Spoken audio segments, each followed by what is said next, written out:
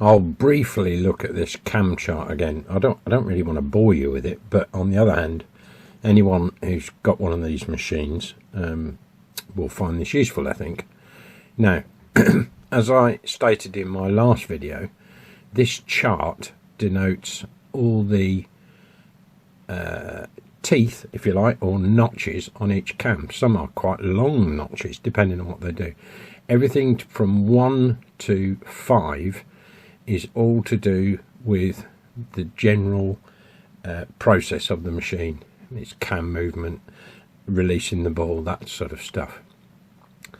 Everything from 6 to 12 is for the payouts. Now, bearing in mind this machine was originally set up for Deutschmarks. 10 Pfennig is quite a small coin. When these machines came into the UK in the 1950s, 60s, they were mostly adapted to take the threepenny bit, or the 3-penny bit, which is a bit shaped like a 50 pence, but significantly smaller. Now, for me, I want this to be a usable machine, so threepenny bits have long gone out of circulation, haven't they? So although traditionally it'd be quite nice to run them, I'd have to buy a lot of threepenny bits, and I just don't see the sense in that. So I've gone for a 20p, and the coin mechanism accepts a 20p, fine. It wouldn't, for instance, accept 10p, which in a lot of ways would make more sense. But it won't. I'd have to do far too much to the coin mechanism. In fact, I'd probably have to put in another one, and then it wouldn't tally with everything else in the machine. It wouldn't function properly. So we're stuck with the 20p. But of course that does mean, for instance, let's take number 11 towards the bottom of the chart. That would pay out 10 Pfennig. Well, of course I'm using 20p's. So for one notch, it would pay out 20p. If we go up to line 7, which would have paid 80 Pfennig, well, of course, everything's doubled up. So that would pay out £1.60. And above, line 6, which would have paid out a whole Deutschmark, which would have been quite a good win, in my case, would pay out £2.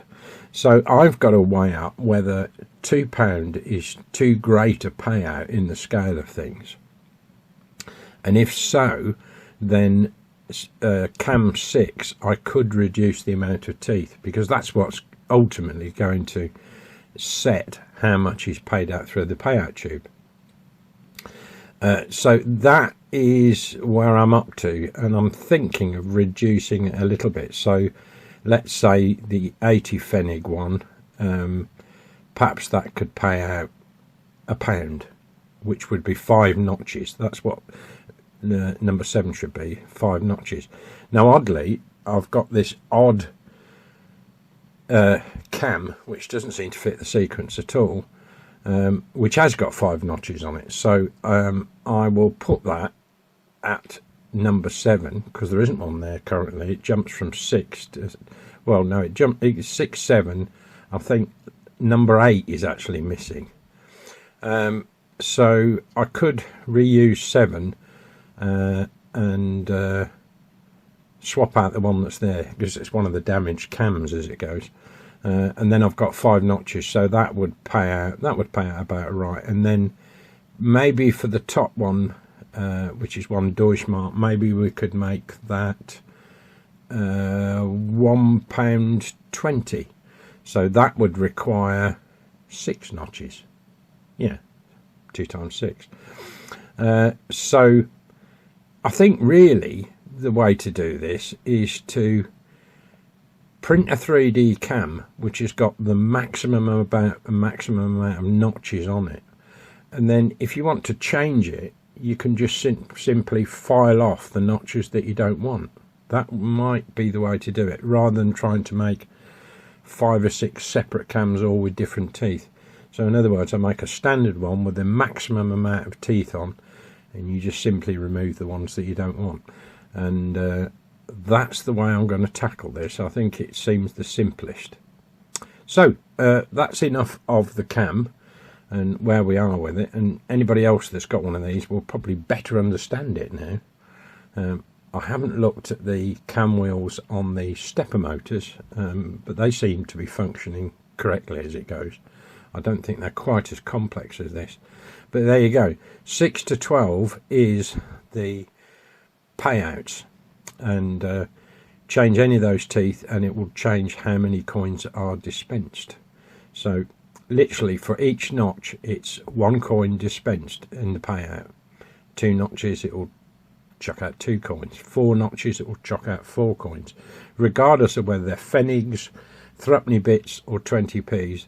They're the multiples that will do it. So you know, it's just a case of working them out. But I think probably a £2 win is probably a little on the high side. Just a little. So I wouldn't run with, say, 10 teeth. But I will print them out with that amount of teeth. And that will probably become the standard for all of those cams.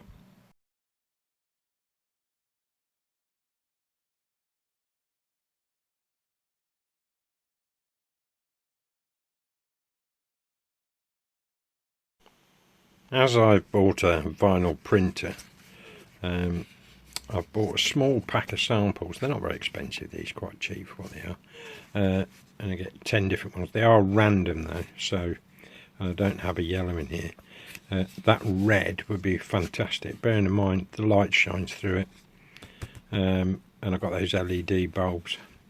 So the way I'm thinking is to get the payout numbers, they could be cut out on the vinyl plotter in black, affixed to the red, which is then affixed to an opaque white, which would sort of blur out the bulb on the back, but you know, it would light up the red with the letter on it.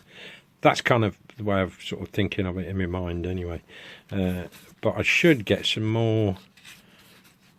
It's quite a, what do you call that, cerise? Yeah, I think it is, isn't it? Sort of pinky red. I always like that colour. There's a dark blue and there's an orange. Yeah, good choice there. And there's this green one which is completely transparent. It's just like, almost like a film. Just a green film. Almost like a gel that you'd put over a light, though it probably wouldn't stand the heat. And this is the other reason why I wanted to change the lighting in it to 12 volt DC, so I could run LED bulbs, because they won't generate as much heat and potentially damage the artwork on the front. But there you go, some colours to play with. I've also ordered some foil vinyl, metallics, that sort of stuff, because I'm just intrigued to see if anything will come close to a mirror effect. If it does, I might go that route rather than messing about etching the back of a mirror, which seems a bit tedious. And I've also ordered some glitter ones as well. I'm not sure whether I'll use those, but it seems, you know, worth having them in the pack. And as my son and I are building this indoor craft art room, none of this is going to be wasted, is it? It's going to get used, especially with him doing a graphic design course. And I very kindly said to him, as Dad does sometimes, the vinyl plotter is yours to play about with and cut with, but you're going to have to figure it out, and then when I ask you to do something, you'll have to cut it, and then later on you can show me how to use it. He seemed quite happy with that. But if you're doing graphic design, this is the sort of thing you want in it at home. You've certainly got more than most students. Anyway, something to look at. Oh, and don't forget to subscribe.